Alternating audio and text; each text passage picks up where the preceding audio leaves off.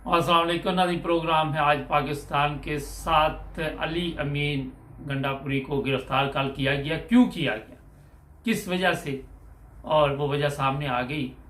अभी मैं उसकी वो आपको ऑडियो सुनवाऊंगा और साथ में ये बताऊंगा आज के प्रोग्राम में कि पार्लियामेंट से ये बिल क्यों पास करवाया गया, इसमें हुकूमत की कौन सी चाल है। पहले ये गंडापुरी की बात सुनते हैं। जी सर।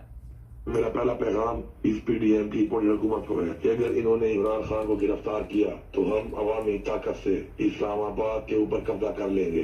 इस हुकूमत से हम इस्लामाबाद को टेक ओवर कर लेंगे। और मेरा दूसरा पैगाम पुलिस को है कि अगर पुलिस ने इस साक्षी हुकूमत के साथ मिलकर हमारे रास्ते में रुकावट पैदा की तो हम इनको पुलिस की तरह नहीं बल्कि पीडीएम के वर्कर की तरह डील करेंगे। जी नाज़रीन, ये वो ऑडियो है जिसकी वजह से बताया जा रहा है इस वक्त सोशल मीडिया पे भी ये ऑडियो चल रही है कि गिरफ्तारी अमल में आई है। अब इस पर क्या गवर्नमेंट करना चाहती है आने वाले दिनों में पता चल जाएगा। अभी तो अदालत ने 6 दिन के लिए जेल भिजवा दिया है। हाई कोर्ट ने मुराद सईद की गिरफ्तारी से रोक दिया है। इनकी जो प्लानिंग है वो यही है कि जो भी ये लोग हैं इनको पकड़ें, इनको जेलों में बंद करें, क्योंकि इससे शायद इमरान खान कमज़ोर हो जाएगा। मगर मुसीबत अब ये हुई है कि इमरान खान की मकबूलियत में इतना इजाफा हो चुका है कि इंग्लैंड में हालात बहुत ख़राब हैं। मैं थोड़ा सा बता देता हूँ कि एक ऐसा वाक़या पेश आया है नवाज शरीफ के घर के बाहर कि जो वहाँ पे एक दूसरे को गालियाँ निकालते हैं। मैं इसके हक़ में नहीं हूँ, एहतजाज करें मगर अपनी ज़बान पे कंट्रोल रखें, एक दूसरे को गालियाँ ना दें। आप वहाँ पे जाते हैं, फिर जब वो पुलिस आती है इंग्लैंड की, वो देखती है कि ये लोग किस काम पे लगे हुए हैं। ये बड़ा एक अहम मसला है। और वहाँ पे एक लड़की है, उसने नवाज शरीफ का जो सिक्योरिटी गार्ड था उसके मुंह पे एक कसूर भी डाला और वो सोशल मीडिया पे काफ़ी वायरल हुई लड़की, और लोग बल्ले बल्ले कर ले। हमारी जहालत का ये म्यार है कि हम इन कामों को कहते कि बड़ा जनाब ये इमरान खान की शेरनी ने उसके मुंह पे मुक्का मार दिया, कसूर मार दिया, खुने सेक देते, ये हो गया। ये चीज़ें ठीक नहीं है, ये गैर अखलाकी चीज़ें हैं। आपका मजहब भी इस चीज़ की इजाज़त नहीं देता, इंसानियत भी ये इजाज़त नहीं देती। अगर वो नून लीग वाले भी ज्यादती कर रहे हैं तो उन्हें भी चाहिए कि एहतियात करें। और यूरोप में थोड़ा सा मैं बता देता हूँ कि आप ठीक है मुँह से तो बोल रहे हैं, लेकिन अगर किसी के ऊपर हाथ उठा देते हैं तो ये जुर्म है, और ये ठीक ठाक जुर्म है। आपके लिए वो कई मसले पैदा कर सकता है। क्योंकि मैं आपको ये बता देता हूँ कि जिसको ये सुन वजह है वो केस कर देगा, फिर वो कहेगा मुझे जी कुछ चोट लग गई है वो भी पैसे दो, मुझे दर्द हुई है वो भी पैसे दो। क्योंकि फ्रॉड में तो हम मशहूर है। मुझे कल ईरान एक दोस्त से बात करने का इत्तेफाक हुआ, तो मैंने कहा ये पाकिस्तानी यहाँ किस हिसाब से रहते ईरान। कहता fraud, A to Z fraud चल रहा है।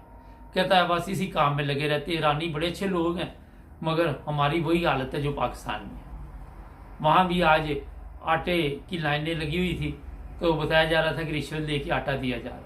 हम कोई मौका जाने नहीं देते। तो जिसको ये सुन लगा है अब वो भी कोई रिपोर्ट बनवाएगा और यहाँ पे भी फिर मसाइल पैदा हो गए। तो इसलिए अपने आप पे कंट्रोल रखें। अगर पीटीआई के लोग जो है वो चाहते हैं कि आप पुरअमन है तो फिर पुरअमन एहतजाज करें, कहीं पे भी तशद्दुद की इजाज़त नहीं है। ये जो ऑडियो है जिसकी वजह से ये साहब जो गंडापुरी है जेल में गए हैं, आए दिन ऑडियो पकड़ी जाती है। कभी इमरान खान की, कभी वो इनकी जो वो डॉक्टर है जो लाहौर की है।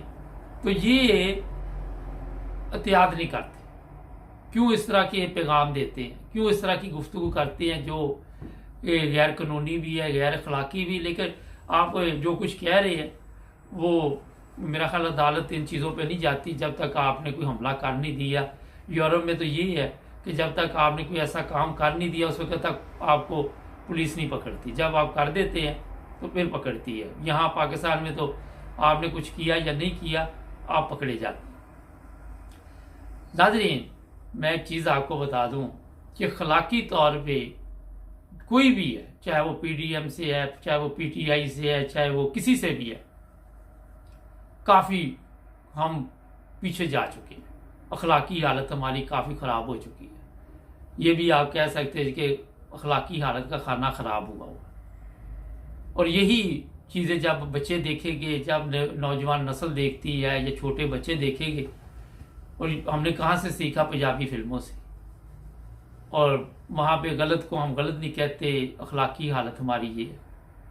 माना मैं इन चीज़ों को ज़ाती तौर पे अगर मेरे से पूछे तो पसंद नहीं करता, किसी को गाली देना भी मुनासिब नहीं या नहीं देनी चाहिए गाली। अब आते हैं दूसरी तरफ कि ये जो हुआ इधर कौमी असम्बली में जो इन्होंने बिल पास करवाया, वो तरीका वारदात अब आपको बताता हूँ मैं। इन्होंने एक नई चाल चली, इनको पता था कि इसकी वैल्यू तो कोई नहीं, मगर करते ये है कि एक बिल कौमी असम्बली से पास करवा लेते हैं और फिर हो सकता है सुप्रीम कोर्ट जब तौहीन अदालत हो तो पूरी कौमी असम्बली में जो लोग बैठे सबको नाअहल करार दे दे और फिर हमारे हालात शायद बदल जाए।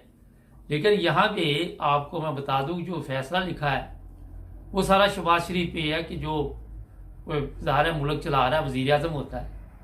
अगर मांगने भीख मांगने वज़ीर आज़म जाता, पूरी कौमी असम्बली तो नहीं भीख मांगने जाती। वो तो जब ये भीख मांग के लाता है तो फिर उसमें ज़ाहिर है अपना अपना हिस्सा लेते। तो ये जितना भी नुकसान होना ये शहबाज शरीफ का होना। अब मरियम ने एक नई चाल चली है। मरियम ने ये चाल चली है कि मेरा अब्बा तो हो गया नाअहल और ये चाचा भी हो जाए नाअहल, क्योंकि इनके ख़ानदानी भी मसाइल हैं, और फिर शायद मेरा रास्ता बेहतर हो जाए। मगर मरियम को ये पता होना चाहिए कि वो भी सजा याफ्ता है, और वो भी जब कागजात जमा हुए थे इलेक्शन के लिए तो वहाँ पे एतराज़ात लगाए गए थे। अब देखते हैं दोबारा ये क्या करती है। ये चंद चीज़ें मैंने आपको बताई है कि इस वक्त आज कौमी सलामती का इजलास हो रहा है। अब फ़ौज को भी इन्वॉल्व कर रहे हैं, साथ मिला रहे हैं, और फ़ौज इनका साथ देती है या नहीं देती, क्या ऐलानियाँ जारी करते हैं। लेकिन क्या ये सुप्रीम कोर्ट पे अपना ये ऐलानिया को इनका असर करेगा? शायद जब तक ये मेरा प्रोग्राम आप देख रहे हो कोई जारी भी हो चुका हो। ये इंतखाबात चाहते ही नहीं है। ये चाहते हैं कि मुल्क में फितना फसाद हो, मगर मुल्क बचता जा रहा है, इमरान खान बचाता जा रहा है। इमरान खान ने भी ये कह दिया है कि अगर ये आइन के ख़िलाफ़ चलेंगे तो हम बाहर निकलेंगे, पूरा मुल्क ब्लॉक कर देंगे। तो ये इस वक्त पाकिस्तान में जो सब कुछ ड्रामाबाजी चल रही है। कल वो रज़ा रबानी से पूछा गया कि आप तो आइन की बड़ी बातें करते थे, आप तो बड़ी इलेक्शन की बातें करते थे, ये भी सोशल मीडिया पे चल, वो गुतरा के चल रहा था तो उसके मुंह पे फालज गिरा हुआ था, उसकी ज़ुबान बोल ही नहीं सकी। ये दावे करते हैं आके कि हम आइन के मतलब पूरे जब से आइन बना आइन आइन आइन आइन, जब आइन की बात ही आई तो अब जनाब हालात साजगार नहीं, आइन पे नहीं हम चल सकते।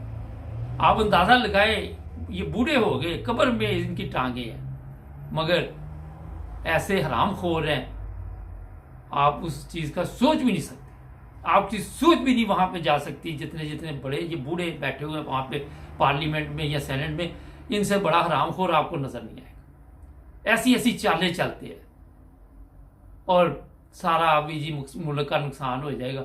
आज हाईकोर्ट ने कहा कि ये तजलील हो रही आटे की, जिस तरह लाइनों में दे रहे हैं, और रोजाना इंसानों की तजलील होती पाकिस्तान में। जाई साहब रोजाना यहाँ पे पुलिस स्टेशन में जाएं, किसी दिन छापे मारे, क्या वहाँ पे हो रहा है? शायद आजकल रमज़ान हो तो कोई इनको कोई थोड़ी सी रहम आ गया हो। मेरा नहीं ख्याल के जानवर हैं, इनको कहाँ रहम आएगा। तो जनाब आप किस चीज़ कहाँ फिर रहे हैं?